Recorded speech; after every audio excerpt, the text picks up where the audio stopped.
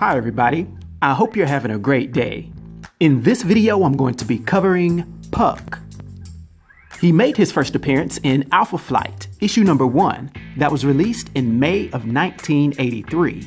His real name is Eugene Milton Judd, and he's a human mutate male that only stands 3 feet 6 inches tall and weighs 230 pounds, although he used to be a massive 7-footer and be much bigger.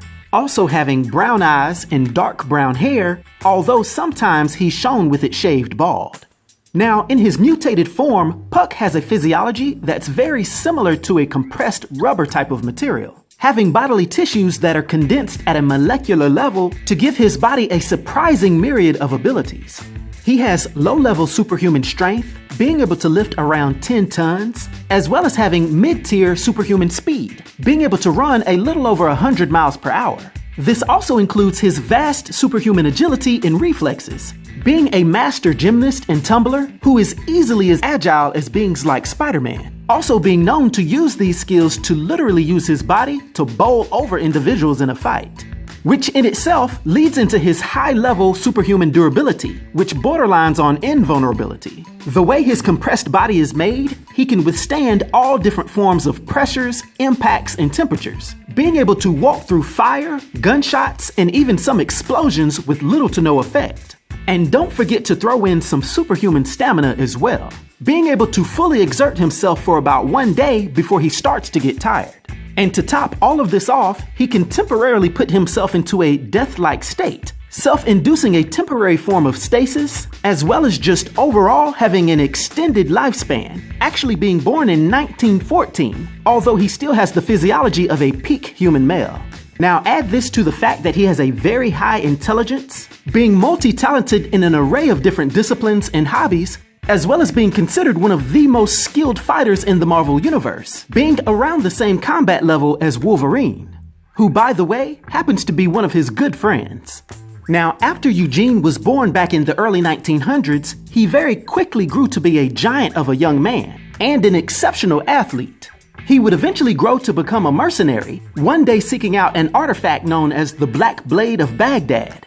But when he got his prize, he was attacked by the being known as Black Raazer that actually indwelled the blade. Eugene would manage to beat him, but the only way to do it was to trap him inside of his own body, which increased his lifespan and strength significantly, but it also caused him to grow much shorter and caused him a lot of pain.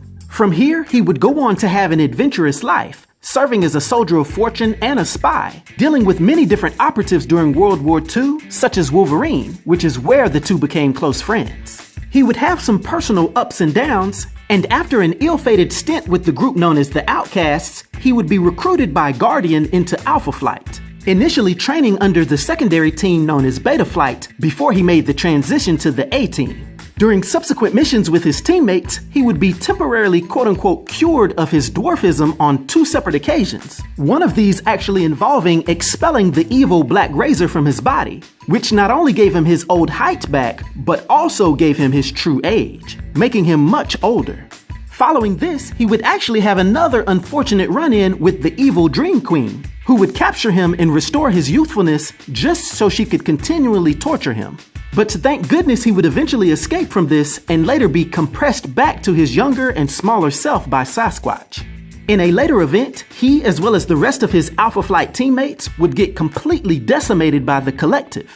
And it was during this period that Puck would supposedly encounter the Chaos King and fight his way up through hell, eventually returning back to Earth. And after a short stint fighting alongside the Uncanny X-Force, Puck would go back to being the heart and soul of his Alpha Flight team, taking part in their adventurous space program.